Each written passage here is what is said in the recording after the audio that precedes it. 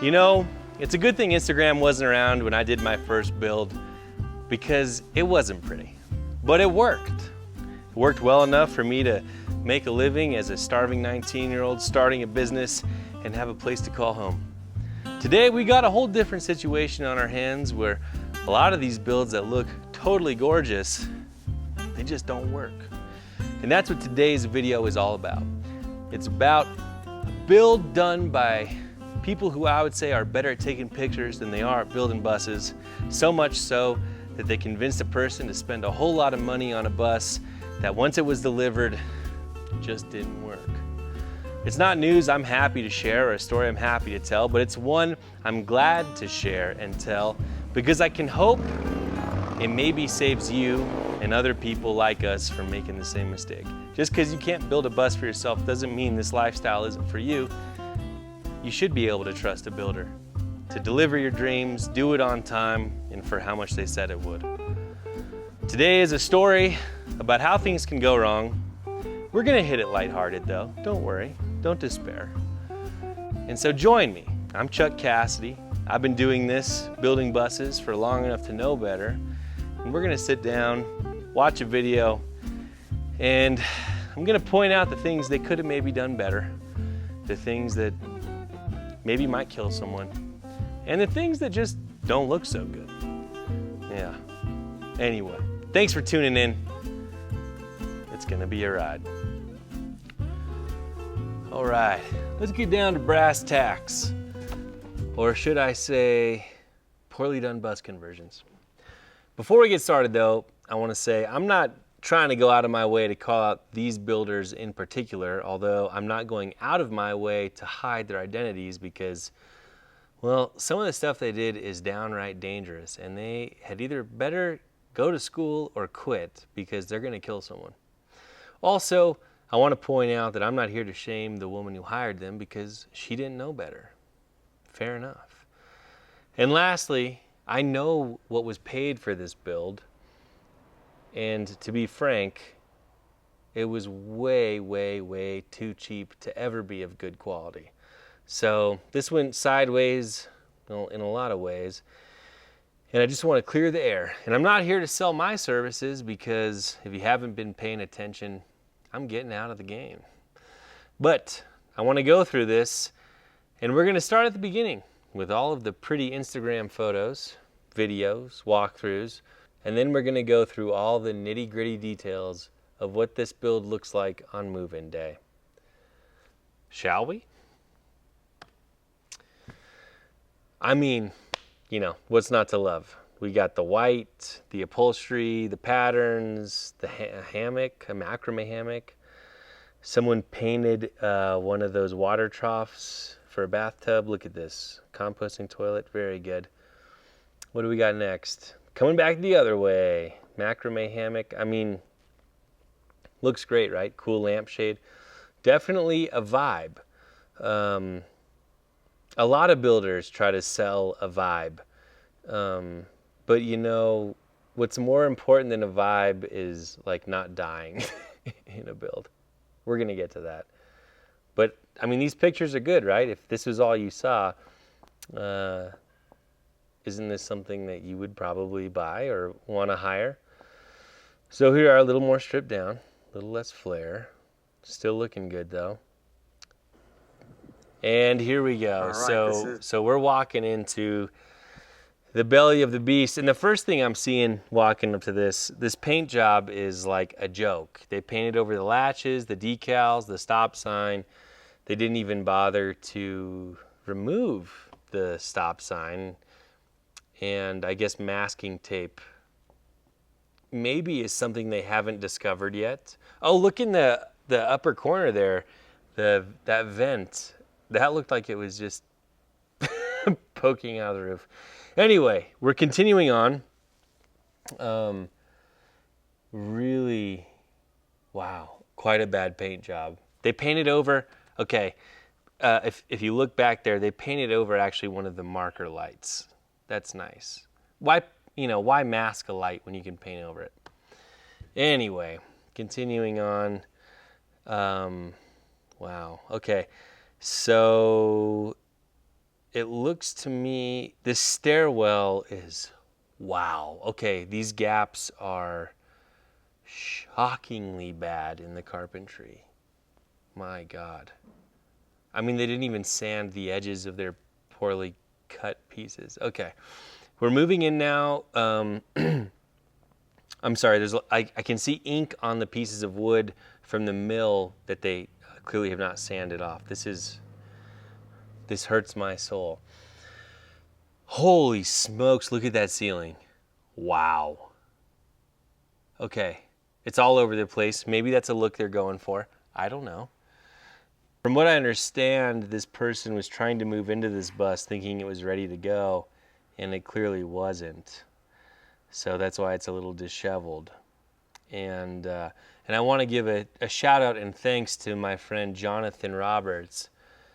He's got his own business. He's not a school bus converter or a builder. He mostly does solar systems, but he was called in to help on this build. And sent me this video. I'll link his channel in the description. He's got a lot of integrity, so I value what he does, and he was like, dude, you got to see this. And so typical schoolie kitchen, nothing too crazy aside from the horrible woodworking. It's interesting thing that they included a vent over the stove. To be honest, we don't usually do that because oftentimes there's a max air close enough to count as the vent. Odd place to spend money if you're already not charging enough for a build. Okay, it looks like some type of cat box thing, but what I'm seeing here is a lot of cabinetry built directly on top of the vinyl plank flooring, which is against their installation guidelines. So they're not reading the manuals, I guess, that come with these products. That's unfortunate. Okay, so it looks like we got a lot of belongings. I think, so the woman who paid for this bus was trying to move in here. And she came down to pick it up. That's why there's so much stuff everywhere. And when she discovered the state the build was in, that obviously went out the window. My understanding is that these skylights have just been a nonstop source of leaks. That's unfortunate. And if we're looking back, so right now, if you look at that mini split, it doesn't take a genius to see that that mini split is nowhere near level. And I know everything's relative in a bus, but at least build it to level with a bus. This is bad. God, I can't stop commenting on how horrible the carpentry is. Sorry. Okay, let's focus on the mini split here. Yeah, that's just a really ugly mini split install. Holy smokes. I mean, those copper lines are just hanging. Holy shit, look at the gaps on that wood. Whoa. Wow.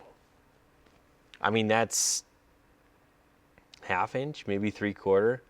And you can, like, they cut it with a jigsaw, and the, like, rough little pieces of the cut, like, just, it takes fucking 2 minutes, not 2 minutes, it takes 2 seconds to just sand those splinters off. And there's like half of a staple hanging out of the wood there.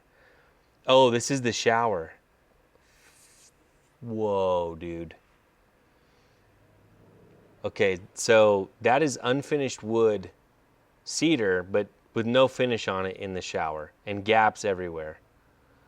Nice. Okay, and so here we've got a tankless on-demand water heater. And instead of using the included thimble, okay, this is special. They just stuck it. Okay, so we saw this on the outside. This is just the, holy shit, the stainless exhaust poking straight through the roof. Here's a nice, should slope 3 inches downward. Wow, okay, so they must have read that backwards. It should slope 3 degrees downward to the outside. Wow, do not use it in RVs. Now, I will say I've violated that rule before, but when I do that, I at least make sure to follow all of the other installation guidelines. This is shocking. Holy shit. sorry for the profanities. I'm flabbergasted, upset, frustrated that these people are charging money to deliver such awful quality builds. So into the toilet room. Yeah, not so bad. Got a Nature's Head there. It's a fine toilet. I mean, I can't stop noting how poor the woodworking is everywhere. The gaps are atrocious. And there's no finish on any of this, not even like an oil, like a linseed oil or anything like that. And I see exposed edges of plywood everywhere. Nice, here we are. Okay, so look at the reveal. Oh my God, the gaps in this woodworking. And I know for a fact this build, they didn't actually tear out any of the original ceiling material or anything like that. They just went right over it. Yeah, here you can see they put up some like reflective shit and then some furring strips way too often. Odd place. Like if you're already losing money on the build, why would you do the extra work of putting a furring strip every 8 inches? Okay. This is too hard to look at. I have to be honest. I'm not the best carpenter in the world, but this would just never fly in my world. Okay, that paint job, boy, that is embarrassing. Okay, so here we have a gray water tank. Okay, great. Nice. So they're using like garage door track, unpainted raw steel, 1/4-inch fasteners. I mean, this is why we can't get insurance, people. Fucking gray water tanks like this. Holy shit. Wow, this is bad. And then they just tape everything together. We've got freshwater lines outside the bus. I mean, if this bus is ever in freezing temperatures, it's gonna be a mess. What do we have? Okay, so that's some kind of drain. What is this? Is that a vent? Sometimes things get so sideways and bad, I don't even understand what I'm looking at. And that's a case of this. Okay, so here's a line. Okay, so we've got a gray water line. It comes across the chassis. That's always a tough fit because you never have enough slope. Boy, that frame is rusty, by the way. Anyway, so it comes down. Wait, and then sorry. So that pipe, I thought it was coming from the other side. Apparently it must be coming from the shower. Goes down, and then it goes up. So they're doing the thing, water flows up. So we'll keep this going. So they're counting on the reverse gravity of water. That happens on schoolies for sure. So that water then flows down, and then it flows up naturally without a pump. Because, pumps are extra work, honestly. So just let that water flow up and then across the chassis. Wow. And they're using these hard 90-degree bends. That's a vent bend. You're not supposed to use that for moving liquids anyways. That's getting way too nitpicky, though, for how bad this build is. I'm having a hard time. Okay, so there's a line coming from the front, ties in with the shower line, which somehow flows uphill, catches this, and then I think it shoots across into the gray water tank. On to the mini split. Guys, I'm getting scared. This is bad. So here's a mini split. My understanding is the client paid for a Pioneer, which is a name brand unit, and this is some knockoff. Self-tapping screws holding it down. They didn't use the rubber vibration dampers. There's supposed to be a cover on the line set on the side of the unit there, and there's also supposed to be plugs that get screwed into the valves that are caps. They're little caps that cap the valves. Holy shit! I'm sorry I'm cussing so much. This is so bad. So up above the electrical connections here, I mean, that is just a line of Romex just dangling free. It looks like a bunch of duct tape was maybe used to secure that into place where it goes into the mini split. Oh my God. This is bad. This is really, really bad. You're supposed to do anything but that. Okay, let's keep going. They left a lot of slack. That's nice. Maybe for strain relief since they don't have it anywhere else. This is the kind of thing that's dangerous, truly dangerous. Without strain relief, you've got a just dangling strand of wire, and then the control lines that go to the indoor unit, they don't have strain relief. Wow.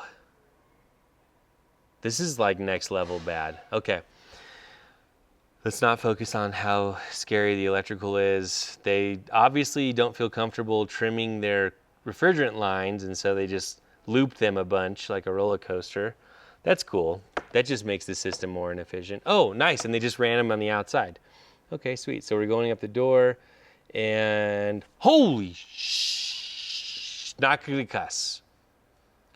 That is a plastic flasher cover that doesn't even appear to be attached anymore with a cracked hole in it. What in God's name? Wow. I mean, okay. Wow. Cool. This is so bad. This is worse than I expected. Oh my God. I feel so bad for the person who bought this because I'm getting upset watching this. Okay, we're going on to the plumbing. I mean, this is so embarrassing. This attempted insulation is nothing. Oh my God. Wow. Wow. We're not even halfway through this. Okay, so we've got big holes in the floor, running wires without chafe protection, running plumbing without chafe protection. Oh, sorry, it's a drain, I guess. And, oh my God. This is really bad, you guys. So that's OSB subfloor. And they framed out the floor, which you don't have to do. If you've seen my video on framing the floor for insulation, it's totally unnecessary. Holy smokes. Wow, okay. We're gonna move on. I'm not gonna get hung up too much on just how bad this is. Okay, so we've got the freshwater tank going in through a strainer to a water pump. Hey, that actually looks okay. They're using PEX at least. I'm sure they're doing that because it's easy, not because it's actually right. Sweating copper is an art. If you look on the side here to the left, their insulation, I mean, they just threw up some essentially Reflectix material, and that's good for blocking radiant heat transfer, but not conductive or convective, which is the type of heat transfer you have when layers are sandwiched together. That's why you would want to use a spray foam or foam board material. Anyway, who knows what kind of wiring they're using at this point. That looks like an old extension cord. This is bad. This is really bad. Better off not doing it than doing it this poorly and just not charging much. Okay, moving in, what do we got? Just wires hanging in the breeze. So one thing to point out, they did use Romex, which is solid copper wire, and nice, the insulation is just floating in the breeze. That is cool. That's really cool. Romex solid copper doesn't hold up that great going down the road. It's used in RVs all the time. That doesn't mean it's the best because RVs are not often built to the best standards. We use stranded wire because it's not going to get the type of work hardening that copper is subject to. So, all right, engine time. Wow, that filter is 6 years old. That's cool. Now, to be fair, these people, I don't know if the builders found the bus and then sold it to the client or not. So, but at the very least, if I was the builder, I would disclose to the client that, hey, your bus would really benefit from some maintenance, changing some filters. And that's cool in the paint job. I know I was knocking the paint job earlier, but that's cool that they actually took the time to paint the radiator instead of masking it, you know, because it's not like layers of paint on the radiator decrease its efficiency or effectiveness. And yeah, so let's just stop the paint job right there on the roof. Cool. I mean, why go all the way? No one will ever see it. Okay, so the roof solar system is just insanity. There's like 700 panels. They're all 100-watt panels. You can tell because of the way they are. And we're talking like 100 screw holes into a beautiful roof to mount these panels when you could have just done, how are we got? We got 1, 2, 3, 4, 5. I think there's 12, 6, 7, 8, 9, 10, 11, 12, 13. Is it 14? Somewhere between 12 and 1400 watts of solar. It's like you could mount 12 to 1400 watt panels, or you could mount like 400 watt panels. Oh, like this here, yeah. Okay. This roof just looks like shit. You don't have to be an expert to know this doesn't look good. And they put no sealant on these screw heads. Nice. This is a great job. Great example of what not to do and the kinds of mistakes you make when you don't know what you're doing. And Renogy makes garbage everything. So that's your first sign. I know for a fact they were having issues with the skylights leaking. That's why it's getting pointed out here. Clearly they've tried to fix it with a Turnabond. This looks like some black Flex Seal. If your builder uses Flex Seal for anything, you should fire them instantly because, wow, that's an embarrassment. And I have no idea how these panels are wired as far as series and parallel goes, but I do know that, okay, I'm going to pause it here because this is actually where the solar panels go into the bus. And instead of using a proper entry gland, they just drilled a hole, ran the wires, and then filled it with Dicor lap sealant. Wow. Next level bad. Like, really, shame on you. That's bad. Anyway, I know that they must have messed up on the panel wiring because at some point, oh cool, a nice little, just throw silicone on it. Yeah, that'll fix it. At some point, the panel voltage going into the charge controller was so high it caused the charge controller to melt down. Partly because it was Renogy, but partly because I bet they wired too many of these panels up in series and were hitting it with like 300 volts or something. Guys, this is not how you do it. Don't do 1,100-watt panels. It's way more expensive, it's more work, it's more holes in your roof. Buy 2 or 3 or 4 residential style units. You'll save yourself money and hassle. It'll be more efficient. Oh my God. This sucks. Okay, so on the inside now, you can see where this has been leaking all over. And of course they use pre-built, probably IKEA cabinets made of particle board. So once they get wet, they're ruined. Oh my God, this is embarrassing. Wow. Yeah, leaking around the skylight. No wonder, because it was Flex Seal, maybe, perhaps, instead of just installing it properly. Wow. Okay, so I think we're about to get into the solar aspect, which is maybe one of the more upsetting ones. I know this is what we're looking at now is actually after they've already had a second person come out and look at and fix everything that was done wrong on the solar build before.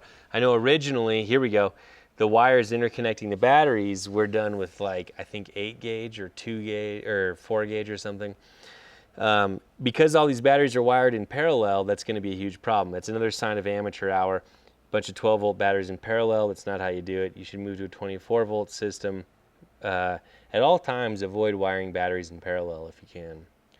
And if you do, you want to use bus bars and not cables. Anyway, so this is after it's already been fixed up once. It still, in my opinion, looks like shit, and that's no diss on whoever tried to fix it. They were working within tight constraints of a job already poorly done. The first sign is Renogy components. Renogy makes garbage. That's just a fact. Renogy and Ames, they target budget-minded people with stuff that lasts a year at best. And now, here we've got a bunch of great stuff. So, Instead of using a breaker panel the way you should, they they use an expensive breaker panel like in all the wrong places. You want breakers and fuses usually when you're sizing down in wire, and instead they used breakers to run some sort of mixed distribution system to these junction boxes. They've got 10 gauge wire feeding junction boxes with multiple splices of 20 amp 12 gauge Romex. They're using 10 gauge wire on a 15 amp circuit, which is way overkill. So it goes from being unsafe to just being something that clearly illustrates their lack of understanding of how electricity works, which is maybe even more worrying because they know enough to be dangerous. Oh my God. Okay, this is hard to watch. I'm so sorry to drag you through the muck on this. What else do we have going on here? I mean, that's just a crazy breaker panel. That looks like something they salvaged off of some other RV or something. It's a Blue Sea Systems, which is high quality, but not when you use it like that. The electrical is just too much to handle, honestly. I hate looking at this. Wow. So let's see if we can move on. Wow. Oh, nice. So instead of using strain relief or any type of chafe protection there, they just stuck the wires into the junction box directly. Okay, that's really nice. I'm guessing that's our main solar input, just kind of floating around, pops through there. Okay, right into the charge controller with no, who needs overcurrent protection, right? Just stick it in there. That's cool. Cost cutting where you can. And the batteries. Okay, so it goes to the Lynx power in. That's an odd configuration because usually you would use the power in for connecting multiple batteries in parallel. So, oh, that must just be the chassis ground there. I hope that's connected properly. Okay, so thick gauge wire, I mean the new wire, whoever put that in, I'm assuming it was the secondary person, they did a good job. So that looks pretty good. Wow, this is hard to look at. So I'm gonna see what else is left on this tour. I mean, that alone right there is enough for me to be pretty upset. I think, what do I think? This person hired them in good faith, believing that they would deliver a safe, functional build at the price that they agreed to. Now, the price they agreed to, in my opinion, was very low. I think it was in the $40,000 to $45,000 range. And as a builder, it's your job to decide what your prices are. And I think it's implied that when you tell somebody what something costs, the assumption is that that price means it's done well and it's done safe. And yes, they didn't charge enough for the build, but they probably shouldn't have done it. Since they did it, we're going to assess the build on its merits. And just from what we saw there, I mean, the build is unsafe, it's not functioning, and it's poorly done. Wow, it's hard to look at. I don't want to be a downer, but we're gonna end it here. Thanks for watching this. I hope your takeaway is not to lose faith in humanity, but maybe to be a little bit more skeptical when you're looking at all these photos on Instagram. It's easy to take pictures, it's hard to build a good bus. And that is the truth. And some of these builders, I think, are better served sticking behind the camera instead of picking up the hammer and trying to build something. Yeah. That's gonna do it for this episode. Thanks for tuning in. My name's Chuck Cassie. It means a lot that you spend your time with me. I hope this was informative. I hope it wasn't too depressing. And we'll see you next week. If you like this content, make sure you hit the like and subscribe button. It does a lot for us. Look after each other. We'll see you next time.